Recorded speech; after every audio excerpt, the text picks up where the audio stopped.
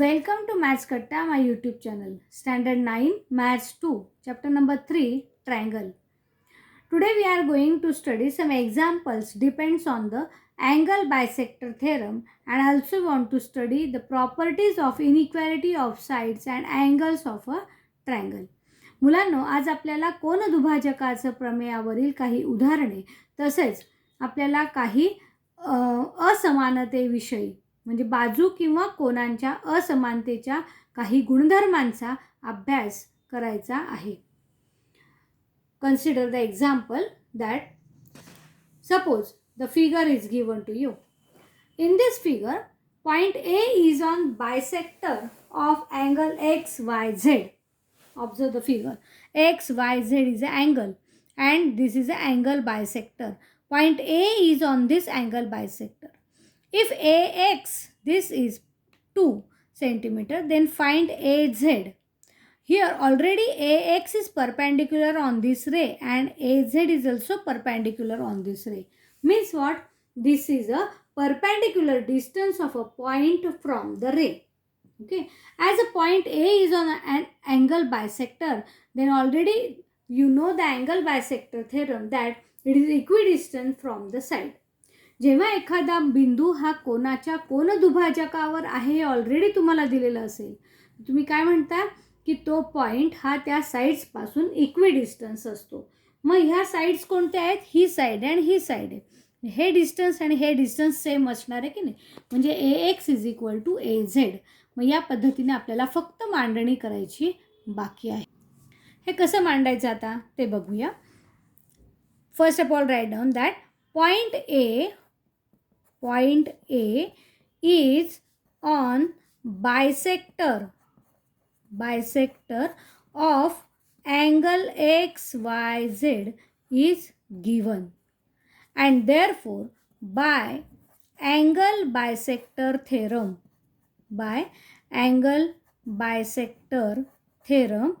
we know that AX is equal to AZ. This distance is same as this distance. हे आणि हे अंतर समान असणार आहे. But what is given? AX is equal to 2 centimeter is given. Okay. And therefore AZ is also equal to 2 centimeter. त्याला AZच काढायला सांगितलेली आहे. इतकी सोपी उदाहरणं इथे असतात. फक्त आपल्याला ती लिंक लागली पाहिजे की हा अँगल बायसेक्टरवरचा पॉईंट आहे, म्हणजे आपल्याला अँगल बायसेक्टर थेरम वापरलं पाहिजे. समजलं? Next one is a properties of the inequalities of sides and angles of a triangle. असमानतेच्या बाजू आणि कोनांच्या असमानतेविषयीचे गुणधर्म. Theorem says that if two sides of a triangles are unequal. आता हे इनइक्वॅलिटी आहे ना, म्हणजे इक्वल आहे का? नाही, म्हणजे अनइक्वल आहे, कॉन्ग्रुएंट नाही आहेत. The two sides of triangles are unequal, then the angle opposite to the greater side is greater and angle opposite to the smaller side is smaller. समजलं? To the opposite smaller side असं म्हटलंय. म्हणजेच काय की जेव्हा ट्रायंगलच्या दोन sides unequal असतात, unequal आहे म्हणजेच एक लहान असेल एक मोठी असेल, तर मग मोठ्या बाजूसमोरील कोन हा लहान बाजूसमोरील कोनापेक्षा मोठा असतो. हे आपल्याला सिद्ध करायचं आहे. बघा, figure says that in the triangle XYZ, in this triangle XYZ, this XZ side and XY side are not same. XZ is greater than XY. बघा इथे फिगरमध्ये पण दाखवली XZ is greater than XY. Then we want to prove that XYZ, this angle, because this side, greater side is XZ and therefore angle opposite to is this total angle XYZ is greater than the angle opposite to the smaller side. He smaller side आहे ना, मग याच्या समोरचा angle Z आहे. Angle XZY पेक्षा angle XYZ हा मोठा आहे, हे आपल्याला प्रूव्ह करायचं आहे. मग त्यासाठी आपण कसा विचार करायचा, तर आपण यापूर्वी असा विचार केलेलाच नाही आहे, बरोबर आहे की नाही. आपण कसा विचार करतो की जेव्हा कॉन्ग्रुएंट दाखवायचं असतं तेव्हा आपण ट्रायंगल कॉन्ग्रुएंट दाखवतो. मग आता इथे आपल्याला कॉन्ग्रुएंट तर नाहीच नाही, पण लहान मोठेपणा आहे. मग लहान मोठेपणा आहे तर मग आपल्याला जे मोठं आहे ते लहान करता येईल का, असा विचार करूया. म्हणजेच काय की थोडा XYZ हा जर मोठा अँगल आहे आपल्याला दाखवायचं आहे, तर आपल्याला हा त्यातला लहान अँगल जो आहे तो थोडा लहान करून तो याच्याशी इक्वल दाखवता येईल का, ते आधी बघूया. म्हणजे ऑलरेडी त्यात ॲड केल्यावरती दुसरं काही ॲड केलं की तो मोठाच होणार आहे, ओके नाही. मग आता बघू, हा इथे आपण काय केला, सेम केला. इथे ही लाईन ड्रॉ केली. कशी कन्स्ट्रक्शन केली या ठिकाणी, take a point P on this side XZ such that XY and XP are equal. ही XY आणि XP सेम असेल अशा पद्धतीने आपण हा P पॉईंट घेतला आणि YP जॉईन केलेला आहे. मुलांनो, आता हे प्रूफ कसं करायचं त्यासाठी मी तुम्हाला हिंट देणार आहे आणि ती शॉर्टकट कशी हिंट आहे ती तुम्ही समजून घेणार आहात. बघा, आता आपण काय करूया, पहिल्यांदा याला नंबरिंग करूया.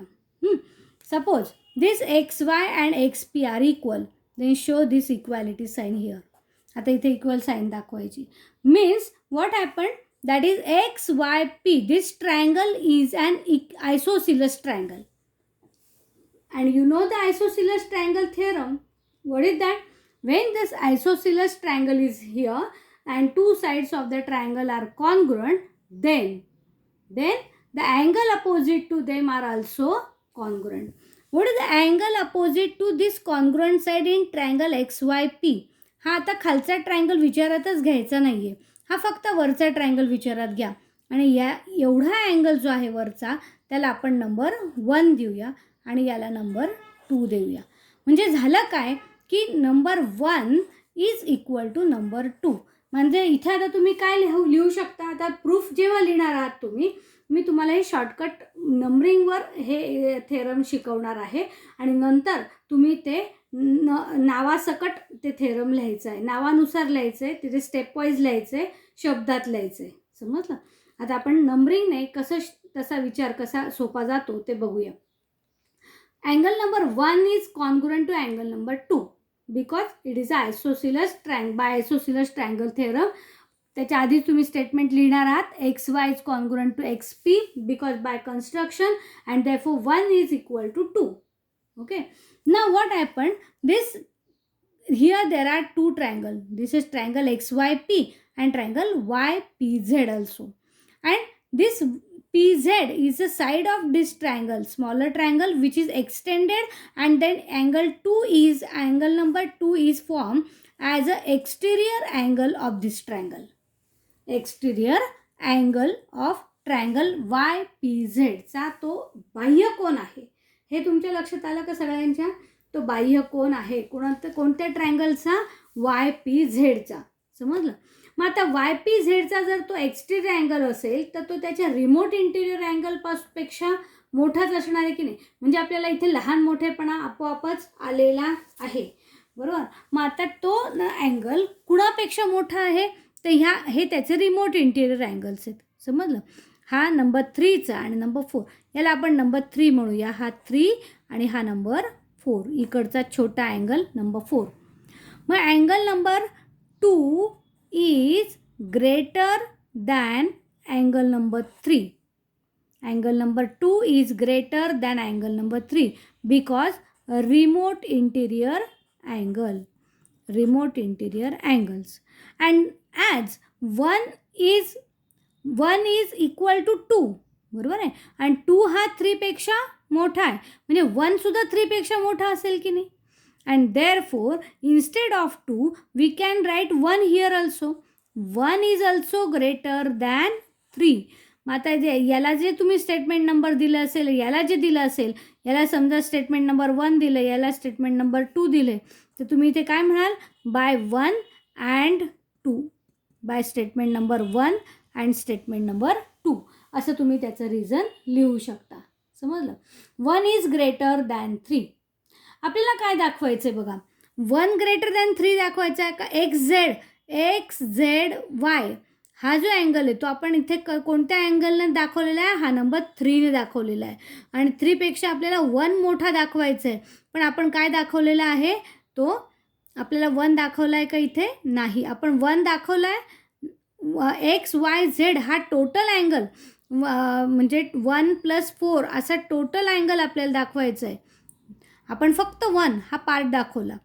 मग 1 जर 3पेक्षा मोठा असेल तर 1मध्ये जर काही आपण आणखीन 4 ॲड केला तर तो सुद्धा 3पेक्षा मोठाच होईल की नाही. म्हणजे एक साईड जर मोठी असेल तर त्यात आणखीन काहीही ॲड केलं तर ती साईड मोठीच राहणार आहे. फक्त एकाच साईडमध्ये ॲड करतोय आपण. अँड म्हणून 1+4 हा टोटल अँगल तयार होईल एक्स वाय झेडचा. And therefore angle X Y Z is greater than angle X Z Y.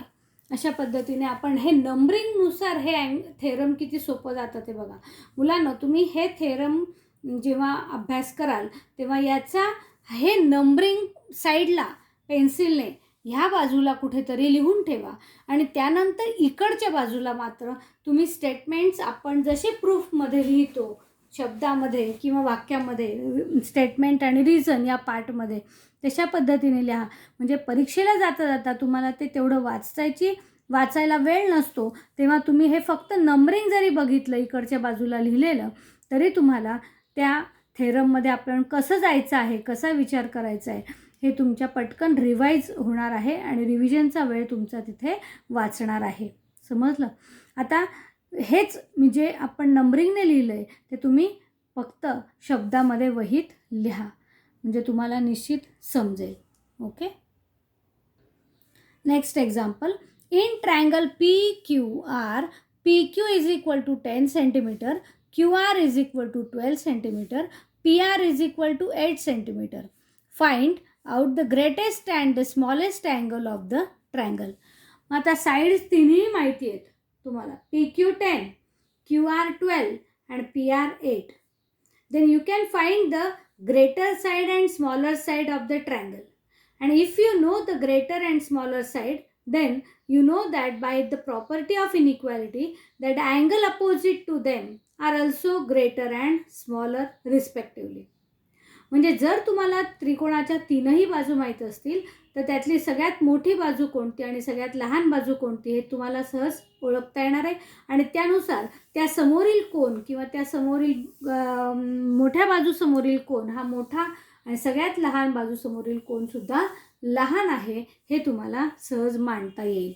आता इथे सगळ्यात मोठी बाजू कोणती आहे? QR. QR is equal to 12 centimetre is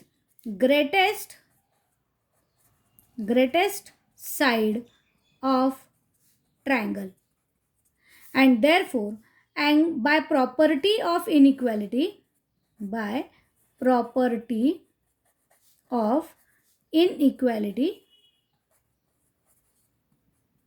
which is the angle opposite to QR, that means angle P is also greatest angle.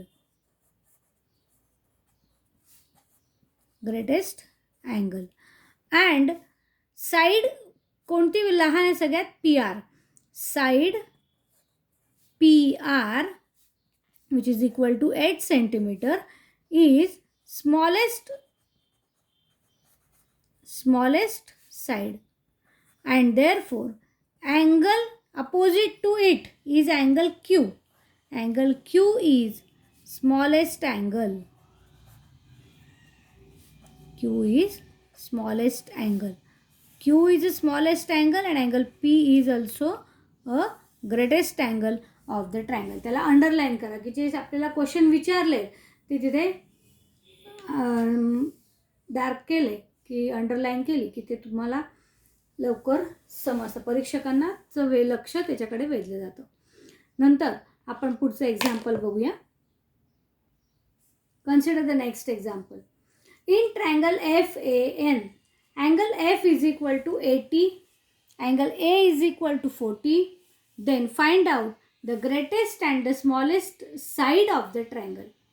Now here we know only the two angles of the triangle. We can find the third angle also. F and A are known. Then what is angle N? Because the sum of the angles of the triangle is 180 degree. Find out the third angle of a triangle. Major angle F plus major angle A plus major angle N is equal to 180 degree. Therefore, AT plus 40 plus major angle N is equal to 180 degree. Means here 80 plus 40 is 120 plus major angle N is equal to 180 degree. Transfer 180 here, then we get major angle N is equal to 180 minus 120, which is equal to 60 degree. Major angle N is equal to 60 degree. Now you know all the three angles of a triangle. Then which is the greatest angle? Then write down greatest angle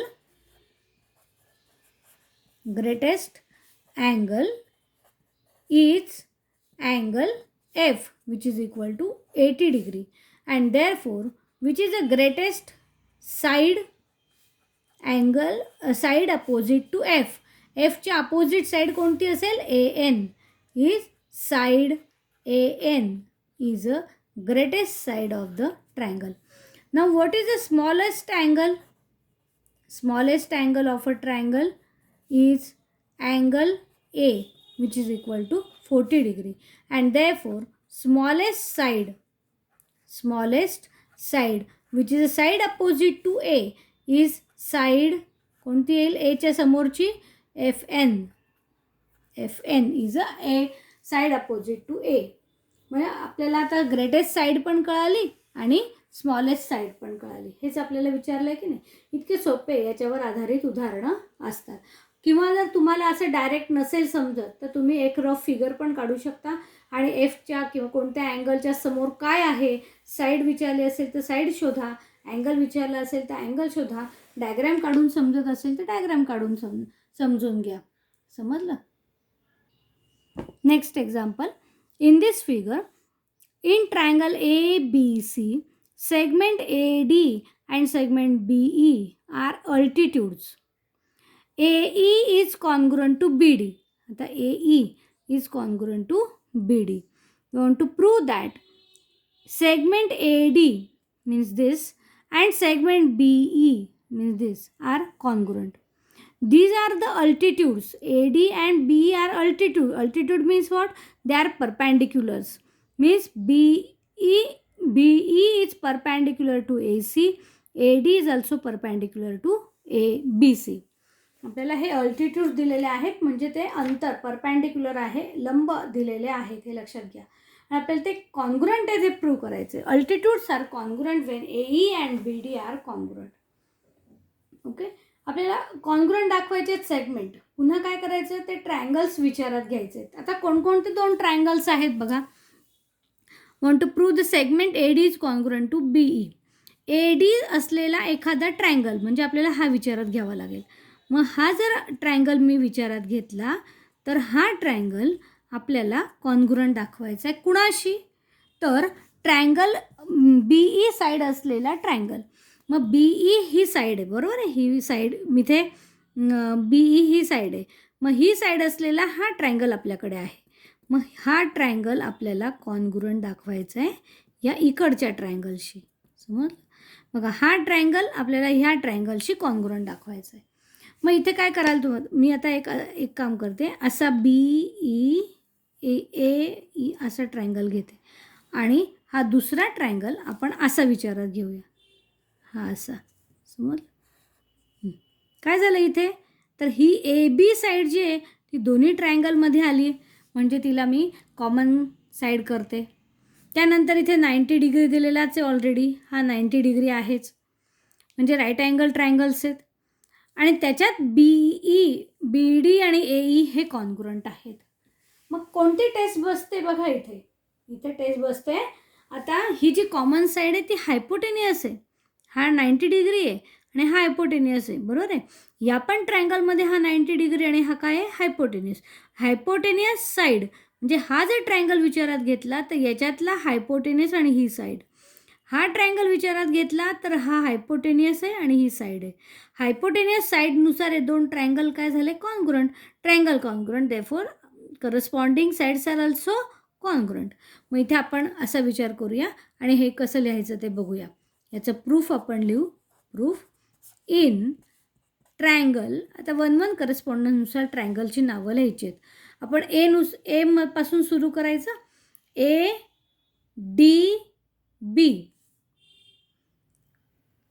A D B and triangle. आता कुठला triangle घ्यायचा आहे आपल्याला? हा इकडचा triangle घ्यायचा आहे. मग इथे B E A, B E A, A D म्हणजे परपेंडिक्युलरपासून सुरुवात केली ना, मग आता बी ई ए असं नाव घेतलं आपण.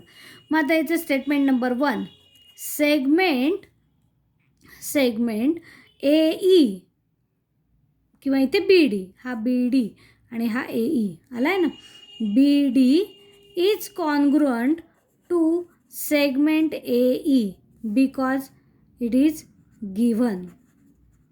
Statement number 2, angle ADB is congruent to angle BEA because both are 90 degree. Both are 90 degree. Statement number 3, segment AB is congruent to segment. बघा आता AB इकडे काय आहे? BA तरी चालेल की नाही? Because it is a common side.